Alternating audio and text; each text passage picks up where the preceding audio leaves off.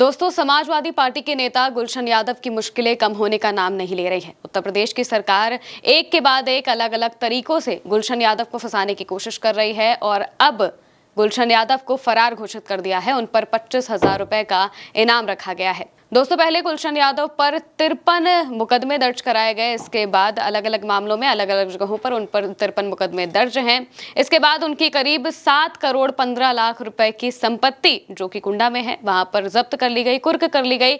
उसके बाद लखनऊ में जो उनकी पत्नी के नाम पर संपत्ति है, सीमा गुप्ता के नाम पर जो संपत्ति थी, उसे भी कुर्क कर लिया गया। 1 करोड़ 10 लाख रुपए के आसपास की वो संपत्ति थी जिसे कुर्क किया गया। और अब एक और अपडेट सामने आया है कि अब उत्तर प्रदेश की जो पुलिस है उनकी तरफ से गुलशन यादव को वांटेड घोषित कर दिया गया है और उन पर 25,000 का इनाम घोषित किया गया है। किस मामले में वांटेड घोषित किया है बता देते हैं आपको। पुलिस के मुताबिक क्या कहा गया है वो भी बता देते हैं। पुलिस के मुताबिक गुलशन यादव पिछले 1 साल से फरार चल रहे हैं। 2024 में मानिकपुर थाने में उनके खिलाफ एक मुकदमा दर्ज हुआ था जिसमें पुलिस द्वारा कुर्क किए गए बाग के आम बेचने के आरोप हैं।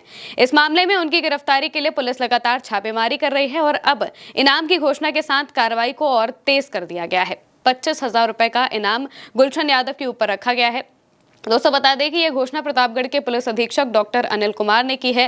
गुलशन यादव पर हत्या का प्रयास, रंगदारी, लूट, आर्म्स एक्ट और गैंगस्टर एक्ट समेत कुल 53 गंभीर आपराधिक मामले दर्ज किए गए हैं। ये मामले प्रतापगढ़ और प्रयागराज के अलग अलग थानों में दर्ज हैं और इसके बाद अब 25,000 रुपए का इनाम जो है वो गुलशन यादव पर घोषित कर दिया गया है। दोस्तों, गुलशन यादव वही नेता हैं जिन्होंने कुंडा में राजा भैया को कड़ी टक्कर दी थी।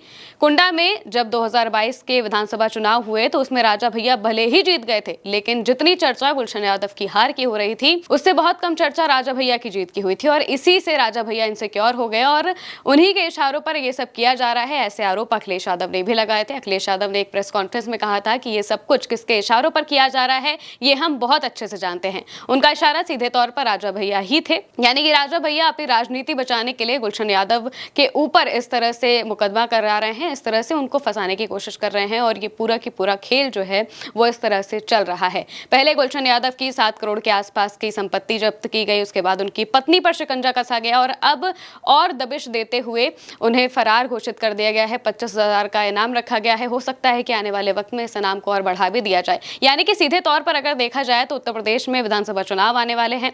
सीधे तौर पर अगर माने तो 15 महीने के आसपास का समय बचा है विधानसभा चुनाव में और गुलशन यादव विधानसभा चुनाव ना लड़ सके इसकी पूरी कोशिश बीजेपी की तरफ से की जा रही है। क्योंकि अगर गुलशन यादव चुनाव लड़ते हैं तो इस बार ऐसा माना जा रहा था कि अगर गुलशन यादव लड़ते तो राजा भैया कुंडा से किसी भी कीमत पर ना जीत पाते और ऐसा ही बीजेपी बिल्कुल नहीं चाहती है और इसी वजह से ये सब कुछ किया जा रहा है।